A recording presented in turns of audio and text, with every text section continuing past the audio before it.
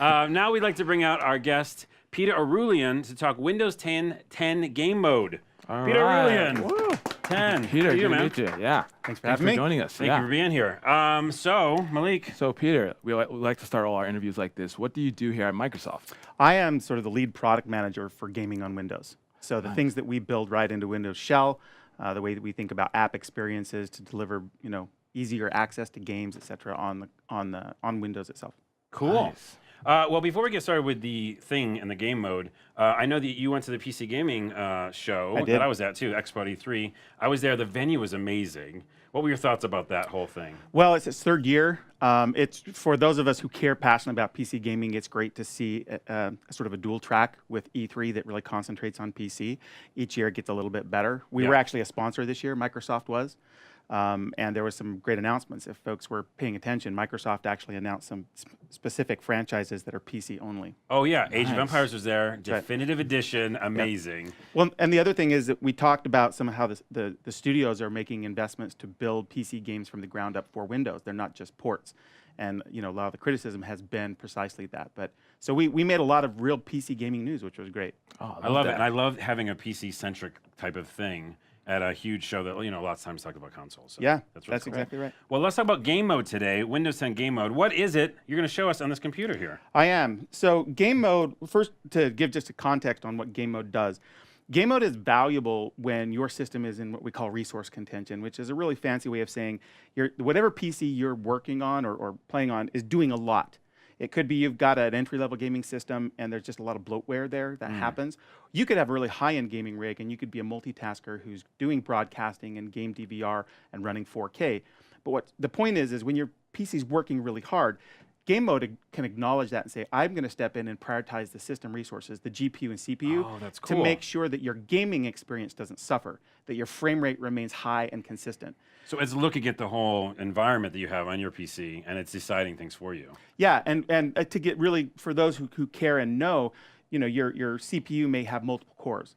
And what it will do is, in this instance, is it'll look at the core setup and it'll say, I'm going to allocate some of those to all your background tasks, things that you don't care about right now because you're gaming, and I'm going to take most of those cores and I'm going to focus them on the game so that your frame rates are great. Cool. That is awesome. Yeah. Yeah, we want a smooth, slippery game rate. That's Maybe right. not slippery, but... I've never heard slippery before. Yeah, that's an that's a interesting new adjective. thing. Hashtag slippery. Thanks for sharing that one. Thank you. All right, let's check it out. Let's check it out. Yeah. So here's how you get into game mode. If you go into Windows settings, the first thing you'll notice is there's actually now a gaming section, which is really cool because we are beginning to aggregate areas where gamers, PC gamers, have had to go in disparate parts of the experience to one place. So user level settings, system level settings, all now here under gaming. You can see we've also represented that with the Xbox brand because Xbox is how we talk about gaming from Microsoft. So now if I go into gaming, what I notice is I have 4 options: game bar, game DVR, broadcasting, and game mode. You guys, of course, are very familiar with broadcasting. The settings are here. They used to be in the game bar. But game mode, for our conversation today, if I go into game mode, I have the option to turn this on or off. By default, it's on. We think it's great, and we'll talk more about that. But because we always want to give PC gamers choice, we allow them to turn it off. Why would you ever turn it off? Maybe if you've decided I'm going to do some video rendering at the same time I'm gaming, you want the prioritization to be on the rendering so that you don't get any strange glitches when you're doing a codec change. So in that case, you might turn game mode off and say, maybe the game will stutter. But 99% of the time, your focus is going to be at gaming. Right. So you're going to have this on. As long as you're not video editing, then you're probably fine. Exactly right. So now I've turned it on. Now what I can do is I can go down and I can start a game. In this instance, I'm going to go to Minecraft. Good old Minecraft. One of the best And then if games I hit ever made. Windows G, you can see here, there's a settings area, and I can go up to turn game mode on. So what I've done is, at the Windows system level, I've said, give me the option to turn game mode on for every game that I might want to play. And by the way, this works for both UWP and Win32 titles. It's not just UWP games. Nice. So games you got on Steam or Origin or anything. works for all of those. Then what happens is when I start the game, I go up and I say, you know what? I want to turn game mode on for this game. And that's a persistent state. Now forever, when I come back to Minecraft, that's going to be on, and I'm going to be able to play the game with game mode. Now, by default, though, it will work with anything that is running game-wise, right? Or do you have to actually do that for each game? You do that for every game. Okay. And again, like some people think, well, why would I do it for every game? It's really this spirit of, with PC gamers, there's a lot of, they want to be able to customize the experience for themselves. So we let them make the election. And then once they do, it's forever until they turn it off. Okay, cool. Nice. So this is a game bar. What are some of the other features within game bar? Well, within Game Bar, you see you guys probably passionate about broadcast. Yeah. We brought that right into the shell. What's really great about this era of Windows gaming is that we're doing so much to actually make Windows better for gaming. We've always had investments with things like DX12. Way back, people remember Age of Empires. We started as a PC gaming company before there even was a console. But now we've come back to our roots and we're saying, hey, Windows can actually do more for PC gamers. So in the what we call the shell, like the experience at the OS level, we've integrated things like game mode, things like broadcasting with Mixer, things like being able to take a game DVR clip or a screenshot. And so you don't have to boot additional software and take additional CPU cycles. It's just right in the OS. And I love just how quick and easy that overlay is. Because every time I've used it, I was like, oh yeah, it's like Windows G, right? Boom, and it just happens. And folks should expect, because we've continued to do this, we will build additional features successively into that experience. So the OS will keep growing with Game Bar as that sort of beachhead for additional features for Windows that are right part of the platform. Cool. Nice. Well, I love it. I love how simple it is, too. Yeah, 100% WinG.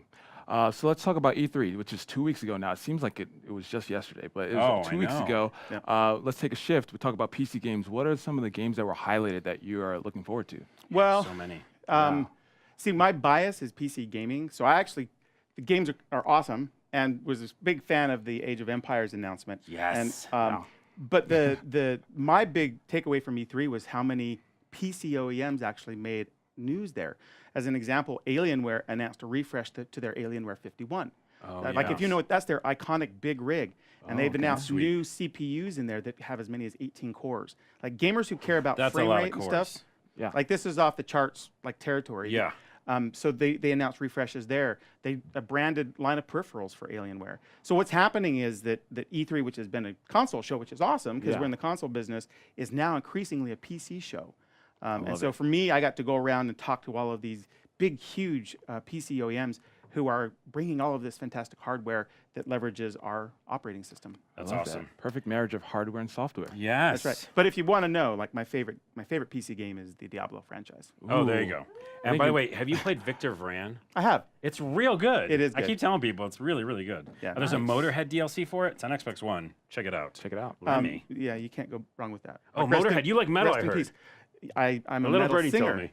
Oh, you're a singer? Yes. What's can you say the band name? Fifth Angel. Fifth I sing Angel. for That Fifth is Angel. heavy duty, dude. I automatically had to do this. Yeah. I was like, Fifth Angel's the name of your band? Yeah, I was just in Germany singing some big metal festivals over there. Oh my about 6 goodness! You weeks should ago. do a live performance on the show. That wouldn't be weird. Have me back and we'll do something. Oh, a live performance on the show? I love that. I love that. And also, before we let you go, I heard another tip, or a little birdie told me that you write fantasy novels. I do. I'm published by Tor Books in New York. I have an epic fantasy series.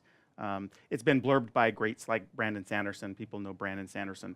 So if they like epic fantasy, they can pick my stuff up at Barnes & Noble. Or so whatever. Windows, music, and writing. We're doing it all here, people. Do you have any spare time? 5-hour energy. Oh, my God. I should get an endorsement for them. I drink that like crazy. Oh, you just said it on there. So there you go. Thanks, Peter, for sharing your thoughts and learning us about Windows Game 10 mode. Thank you so much, sir. I'm out. Oh, thank you so much. All right, you're leaving. Yep. Rock. Peace You're out. going to rock out Fifth Angel style. Fifth Angel, right? I got it right? Fifth Angel. There you go. Awesome.